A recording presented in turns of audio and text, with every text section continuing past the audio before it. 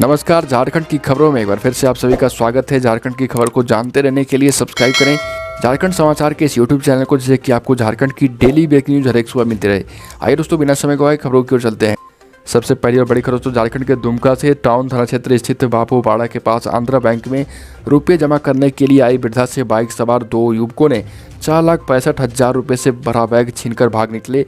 वृद्धा अपने पोते के साथ स्कॉर्पियो से आई थी, पर बैंक में लंच टाइम होने पर वृद्धा गाड़ी में ही रुपये लेकर बैठी थी, जबकि उनका पोता बैंक के अंदर पेपर लेने के लिए गया था।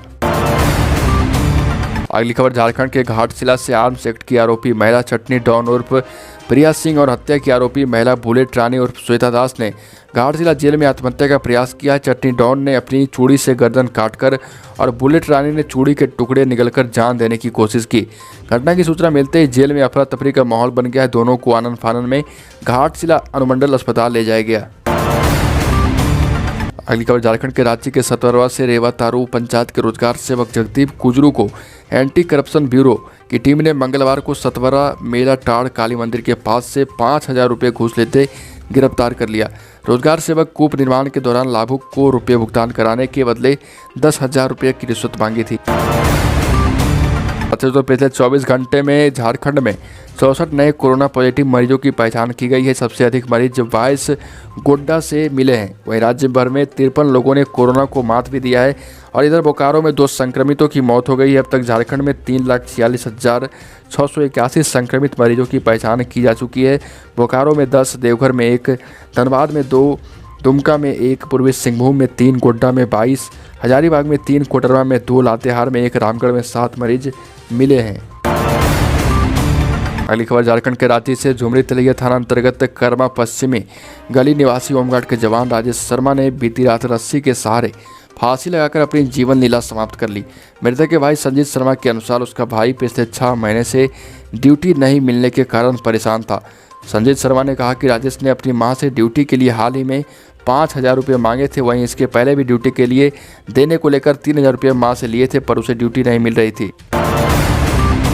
अगली खबर रांची से राज्य के गैर सरकारी सहायता प्राप्त अल्पसंख्यक माध्यमिक स्कूलों के कर्मचारियों के लिए अंशदायी पेंशन योजना के प्रस्ताव को सीएम हेमंत सोरेन ने मंजूरी दे दी।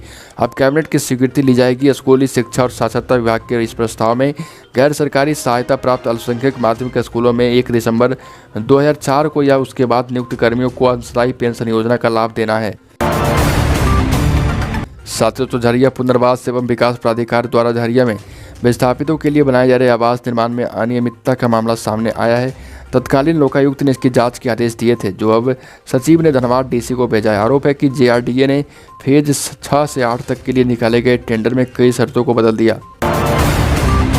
अगली खबर झारखंड हाई कोर्ट में रांची में जमीन के नाम पर भोले वाले लोगों से करोड़ों रुपए की ठगी करने वाली कंपनी संजीवनी बिल्डकॉन से जुड़े एक मामले में दायर याचिका पर सुनवाई हुई। जस्टिस राजेश शंकर की कोर्ट ने सुनवाई के दौरान ईडी से पूछा कि पीड़ित को उनके पैसे किस विधि से वापस किए जाएंगे, और इस पर वह 6 सप्ताह में जवाब दाखिल करे। आर.के. त्रिवेदी की ओर से दायर रीट याचिका पर सुनवाई करते हुए कोर्ट ने कहा कि कंप्यूटर फॉर्म के आदेश के मुताबिक पीड़ित को उसका पैसा वापस करना है।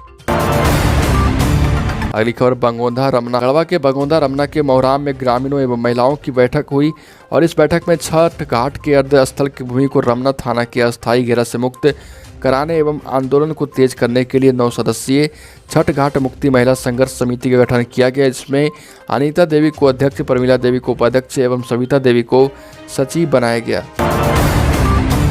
अगली खबर पलामू से एक तरफ रामनगर बराजन डी के ग्रामीणों की रखवाली से पहले की अवैध कटाई से नंगी हो गई डीही व लकड़हरी जैसे पहाड़ों में हरियाली छाने लगी है। वहीं दूसरी तरफ मोहम्मदगंज वन प्रक्षेत्र के अन्य जंगलों से हरे भरे पेड़ों की कटाई कर उसे रात्रि में ट्रैक्टर से ढुलाई करने का धंधा भी बेखौफ होकर जारी है। अगली खबर राजधानी रांची के नदी, तालाब और डैमों के जमीन अतिक्रमण मामले में झारखंड हाई कोर्ट से फटकार के बाद जिला प्रशासन की नींद खोली है। कोर्ट ने 3 सप्ताह में सारे अतिक्रमण पर कार्रवाई करते हुए डीसी और नगर आयुक्त से रिपोर्ट मांगी है। इसके बाद डीसी छवि रंजन रेस हो गए हैं और उन्होंने कांके, रुक्कावा, धुरबा डैम, हिनू नदी, झरमू नदी सहित बड़ा तालाब में अतिक्रमण हटाओ अभियान चलाया। वैसे तो कोविड-19 का असर इस वर्ष भी देवघर के प्रसिद्ध मंदिर बाबा बैद्यनाथ धाम में होने वाली श्रावणी मेले में दिख रही है।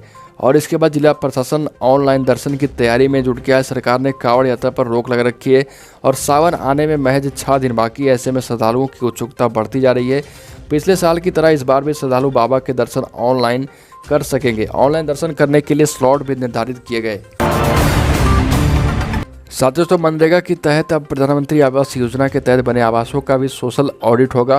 पीएम आवास का पहली बार सोशल ऑडिट किया जाएगा। सरकार के निर्देशों पर मोहम्मद परवेज के नेतृत्व में पूरे झारखंड में ऑडिट टीम धनबाद पहुंच गई है। टीम 30 सदस्यीय है, जिसमें पीएमवाई के लाभुक और महिला समूह के सदस्य, सिटी मैनेजर, पीएमसी के लोग और एनजीओ के छात्र शामिल हैं। और दोस्तों टाटा पिगमेंट वर्कर्स यूनियन में 30 जुलाई को नई कार्यकारिणी के लिए मतदान होगा और सुबह यूनियन के निवर्तमान अध्यक्ष विनोद सिंह के हस्ताक्षर से चुनाव की अधिसूचना जारी कर दी गई। टाटा पिगमेंट वर्कर्स यूनियन की कार्यकारिणी की अवधि 30 जुलाई को समाप्त हो रही। दोस्तों Indian council of medical research ने 21 राज्यों के 70 जिलों में जून जुलाई महीने में किए गए चौथे सीरो सर्वे की रिपोर्ट जारी की है और रिपोर्ट के मुताबिक देश की 67% आबादी में एंटीबॉडी डेवलप हुई है, यानी ये आबादी संक्रमित हो चुकी है और वायरस को बेअसर करने के लिए इन लोगों के शरीर में जरूरी एंटीबॉडी डेवलप हो चुकी है। अच्छी बात यह है कि इतने बड़ी संख्या में बच्चे भी शामिल हैं। और इसके साथ ही स्कूल खोले जाने के सवाल पर आईसीएमआर के director general doctor Balram Bhargava ने कहा कि स्कूल खोले जा सकते हैं क्योंकि छोटे बच्चों में एडल्ट की तुलना में संक्रमण खतरा कम है। वैसे तो दूसरे वनडे में श्रीलंका ने भारत के सामने 276 रन का टारगेट रखा है। टॉस जीतकर पहले बैटिंग करते हुए श्रीलंका ने अविस्का फर्नांडो और चरित असंकल की 50 की बदौलत 50 ओवर में 9 विकेट पर 275 रन बनाए हैं। अनिस्का ने 50 रन और असंकल ने 65 रन की पारी खेली। तो दोस्तों झारखंड की खबरों में अभी के लिए इतना ही। अगर आपने अभी तक इस चैनल को सब्सक्राइब नहीं किया तो सब्सक्राइब करने से कि आपको झारखंड की डेली ब्रेकिंग न्यूज हर एक सुबह मिलती रहे। मिलते दोस्तों इसी वीडियो के साथ अपनी नेक्स्ट वीडियो में। तब तक के लिए जय हिंद, जय भारत, बंदे।